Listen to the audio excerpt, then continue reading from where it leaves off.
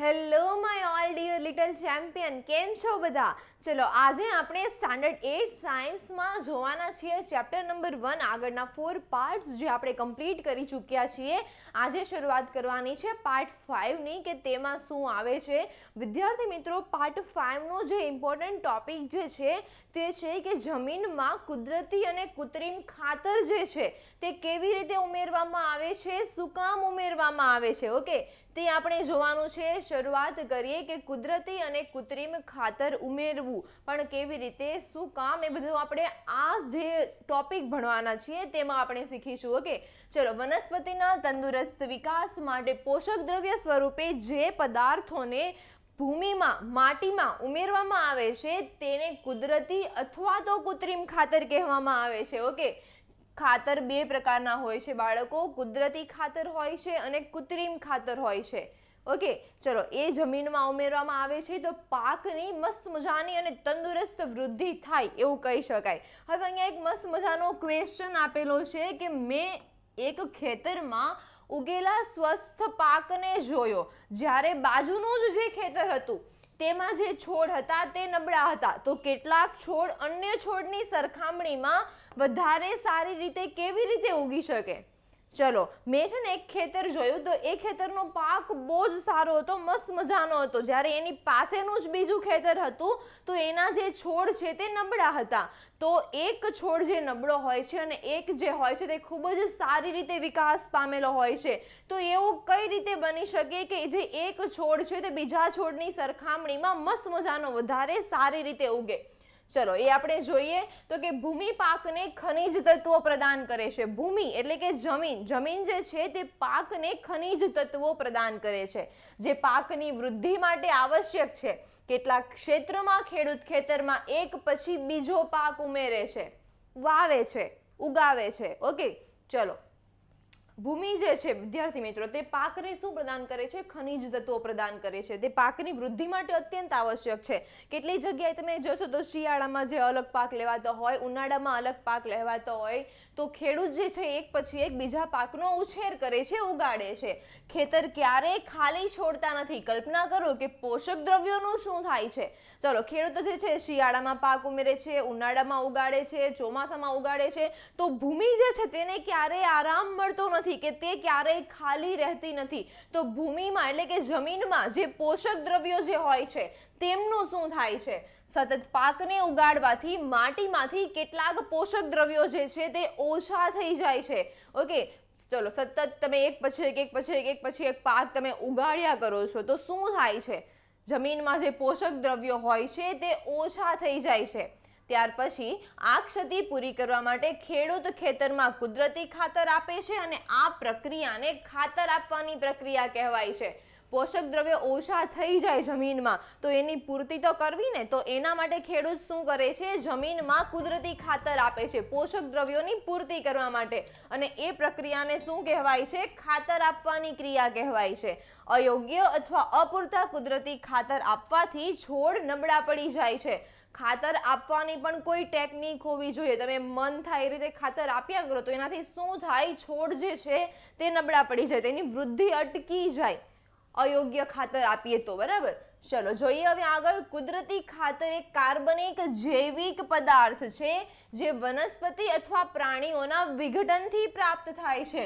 કુદરતી ખાતર જે છે બાળકો તે કેવી રીતે પ્રાપ્ત થાય છે? તો એ કુદરતી રીતે પ્રાપ્ત થાય છે. કુદરતી ખાતર એક જૈવિક ઘટના છે જે પ્રાણીઓ અને વનસ્પતિઓનું જે વિઘટન થાય છે, મૃત પ્રાણીઓ હોય, વનસ્પતિઓના પાન હોય, એ બધાનું વિઘટન થઈને જે બને છે તે કુદરતી ખાતર હોય છે. ઓકે, ખેડૂત વનસ્પતિ તેમજ પ્રાણીના નકામા દ્રવ્યોને એક ખાડામાં એકઠા કરી તેનું વિઘટન થવા માટે ખુલ્લા છોડી દે છે. દેશમાં તમે જાઓ તો મોટા મોટા ઢગલા પડેલા હોય, શું હોય તેમાં? ગાય ભેંસનું છાણ ને બધું જે નાખેલું હોય ને તે ખાતર બનાવવાની એક ક્રિયા છે. એમાં એ જ કહે છે કે વનસ્પતિ અને પ્રાણીઓના જે નકામા દ્રવ્યો જે હોય છે બધાને એક ખાડામાં એકઠા કરે છે અને તેને ખુલ્લો છોડી દે છે કે એનું વિઘટન સારી રીતે થાય અને એક મસ્ત મજાનું કુદરતી ખાતર તૈયાર થાય તો પાકની મસ્ત મજાની વૃદ્ધિ થઈ શકે. ઓકે, ચલો અહીંયા મસ્ત મજાના બે ચિત્ર આપેલા છે. આવી રીતે તમે ગામડે ક્યારેય જાઓ તો તમે જોઈ શકો છો આવું મસ્ત મજાના ઢગલા પડેલા હોય તો એ ખાતરના હોય જે ખેડૂતોને ઉપયોગી થાય છે. ઓકે, વિઘટન કેટલાક સૂક્ષ્મ જીવો દ્વારા થાય છે. વિઘટિત પદાર્થને કુદરતી ખાતરના સ્વરૂપે ઉપયોગમાં લેવામાં આવે છે. હવે આ જે વિઘટન થાય છે તે કોના દ્વારા થાય છે? તો કે સૂક્ષ્મ જીવો દ્વારા થાય છે. મારા કે તમારા દ્વારા તો થતું નથી, બરાબર? સૂક્ષ્મ જીવો દ્વારા થાય છે. ધોરણ 5માં તમે જોયું હશે કે વર્મી કમ્પોસ્ટ અથવા અળસિયાનું ખાતર જે છે તેના વિશે અભ્યાસ કરાવવામાં આવેલો. અળસિયાનું જે ખાતર વર્મી કમ્પોસ્ટ હોય છે, અહીંયા જો દેખાય છે અળસિયાનું ખાતર, બંને ફોટોમાં મસ્ત મજાનું આપેલા છે. જો અહીંયા કેટલા બધા અળસિયા દેખાય છે ખાતરમાં છે. આ બધા શું કહેવાય? અળસિયાનું વર્મી કમ્પોસ્ટ ખાતર કહેવાય. પછી કુદરતી ખાતર તો જોઈ લીધું કે તે એક જૈવિક વિઘટનીય પ્રક્રિયા છે, કુદરતી રીતે તૈયાર થાય છે. વનસ્પતિ અને પ્રાણીઓના જે વિઘટિત પદાર્થો હોય છે તે બધાને એકઠા કરવામાં આવે છે અને તેનું શું કહેવાય, તેને ખુલ્લા છોડી દેવામાં આવે અને તેમાંથી વિઘટન થાય અને ખાતર તૈયાર થાય. અને તે ખાતરનો ઉપયોગ ખેડૂતો શું કરવા માટે કરે? પાકની વૃદ્ધિ માટે કરે. ઓકે, હવે જોઈશું આપણે કૃત્રિમ ખાતર. કૃત્રિમ ખાતર કેવી રીતે બને છે? કૃત્રિમ ખાતર જે છે વિદ્યાર્થી મિત્રો તે કેવી રીતે બને છે? તો કે ફેક્ટરીમાં બનતું હોય, બરાબર? કોઈ પણ હોય, કારખાનામાં બનતું હોય. ચલો, કૃત્રિમ ખાતર એવા રાસાયણિક પદાર્થ છે જે વિશેષ પોષક દ્રવ્યોથી સમૃદ્ધ હોય છે. કૃત્રિમ ખાતર જે છે તે કેવા પદાર્થો છે? વિશેષ પ્રકારના બધા પોષક દ્રવ્યો તેમાં આપેલા હોય અને એ તમે જમીનમાં આપીએ તો શું થાય? પાકની વૃદ્ધિ થાય. જમીનમાં જે પોષક દ્રવ્યો ઘટતા હોય તેની ઘટની પૂર્તિ થઈ જાય. કૃત્રિમ ખાતરનું ઉત્પાદન કારખાનામાં કરવામાં આવે છે. કૃત્રિમ ખાતરના કેટલાક ઉદાહરણો, તેના કેટલાક નામ આપેલા છે. કેવા નામ છે? યુરિયા દેખાય છે, આ ફર્સ્ટ જે ચિત્ર છે તે યુરિયા છે. ત્યાર પછી ammonium sulphate, super phosphate, potash, nitrogen, phosphorus અને પોટેશિયમ એટલે કે NPK. સંજ્ઞા છે ને નાઇટ્રોજનની N, ફોસ્ફરસની P અને પોટેશિયમની K. તો નાઇટ્રોજન, ફોસ્ફરસ અને પોટેશિયમ આ બધા એના મસ્ત મજાના ચિત્રો આપેલા છે, જોઈ શકો છો. આ બધા જે છે તે કૃત્રિમ ખાતરના અલગ અલગ સ્વરૂપો છે. એમાં અલગ અલગ પ્રકારના પોષક દ્રવ્યો રહેલા હોય છે અને તેનાથી શું થાય? જે પોષક દ્રવ્યો જમીનમાં ઘટતા હોય તેની પૂર્તિ થાય. જોઈએ હવે તેના ઉપયોગથી ખેડૂતોને ઘઉં તથા મકાઈ જેવા પાકની સારી ઉપજ પ્રાપ્ત કરવામાં સહાયરૂપ બને છે. કોણ? તો કે કૃત્રિમ ખાતર જે છે તે ખેડૂતોને ઘઉં તથા મકાઈ જેવા પાક છે તેની સારી ઉપજ મેળવવામાં મદદ કરે છે. પરંતુ કૃત્રિમ ખાતરના અત્યંત વધારે ઉપયોગથી શું થાય? જમીનની ફળદ્રુપતા જે છે તે ઘટી જાય. વધારે પડતું કૃત્રિમ ખાતર તમે યુઝ કરો, બરાબર, તો શું થાય? જમીનની જે ફળદ્રુપતા છે તે ઓછી થઈ જાય. તે જલ પ્રદૂષણનો પણ સ્ત્રોત છે. એટલે જમીનની ફળદ્રુપતા બનાવી રાખવા માટે આપણે કૃત્રિમ ખાતરના સ્થાને કુદરતી ખાતરનો ઉપયોગ જ કરવો જોઈએ. ચલો, કૃત્રિમ ખાતર બેસ્ટ છે કે કુદરતી ખાતર? તો એ તમને અહીંયા સમજાવેલું છે કે કુદરતી ખાતર એ બેસ્ટ ઉપયોગ છે કૃત્રિમ ખાતરની જગ્યા પર, જો તમે પહેલા એને પ્રાયોરિટી આપી શકો તો. ઓકે, અથવા 2 વખત પાક લો તેની વચ્ચે ખેતરને કેટલાક સમય સુધી કંઈ પણ વાવ્યા વગર ખાલી રાખવું જોઈએ. 2 પાકની વચ્ચે ભૂમિને થોડો આરામ મળવો જોઈએ તો પોષક દ્રવ્યોની ઘટ નહીં થાય જમીનમાં. ઓકે, પોષક દ્રવ્યો પૂરતા પ્રમાણમાં મળી રહે જમીનમાં. તો એના માટે શું કરવું જોઈએ? જમીનને થોડા ટાઈમ માટે ખાલી છોડવી જોઈએ. ચલો, કુદરતી ખાતરના ઉપયોગથી જમીનના બંધારણ તેમજ જળ સંગ્રહ ક્ષમતા એટલે કે પાણીનો જે સંગ્રહ કરે છે જમીન, તે જળ સંગ્રહ ક્ષમતામાં વધારો થાય છે કુદરતી ખાતરના ઉપયોગથી. તેનાથી જમીનમાં બધા જ પોષક તત્વોની પૂર્તિ થાય છે. જમીનમાં પોષક દ્રવ્યોની પૂર્તિ માટે અન્ય એક રીત છે જે છે પાકની ફેરબદલી. જમીનમાં જે પોષક દ્રવ્યો છે તેની પૂર્તિ માટે ફર્સ્ટ ટેકનિક જે છે તે કઈ છે? તો કે કૃત્રિમ ખાતરની જગ્યા પર કુદરતી ખાતરનો ઉપયોગ કરવો. બીજી જે ટેકનિક છે તે કઈ છે? કે પાકની ફેરબદલી કરી. મતલબ એકનો એક પાક તમે જમીનમાં વાવ્યા કરશો, બરાબર, તો એકનો એક પાક જે છે તેને એક જ પ્રકારના પોષક દ્રવ્યોની જરૂર પડે છે. તો તમે જ્યારે એને જમીનમાં ઉગાડો છો તો એ પોષક દ્રવ્યો જમીનમાંથી ઓછા થઈ જાય છે. તો એની જગ્યા પર બીજો ઓપ્શન છે કે તમે પાકની ફેરબદલી કરો. એક સમયે કપાસ વાવેલો છે તો બીજા સમયે તેમાં મગ વાવી શકો, ચણા વાવી શકો. પાકની ફેરબદલી કરવી તે પણ એક બીજો મહત્વનો શું કહેવાય ટોપિક છે ખેડૂત માટે. તેમાં એક પાકને ઉછેર્યા બાદ ખેતરમાં બીજા અન્ય પ્રકારના પાકનો વારાફરતી ઉછેર કરવામાં આવે છે. કીધું ને કે એક પ્રકારનો પાક વારંવાર નહીં લેવાનો, પાકની ફેરબદલી કરવાની. પહેલા ઉત્તર ભારતમાં ખેડૂતો કઠોળને એક ઋતુમાં ઉગાડતા અને બીજી ઋતુમાં ઘઉં ઉગાડતા. તેનાથી જમીનમાં નાઇટ્રોજનની પૂર્તતા થતી. કઈ રીતે? તો કે એક સમયે ખેડૂત કઠોળનો ઉપયોગ કરતો પાકને વાવવા માટે અને બીજા સમયે તેમાં ઘઉં ઉગાડતા.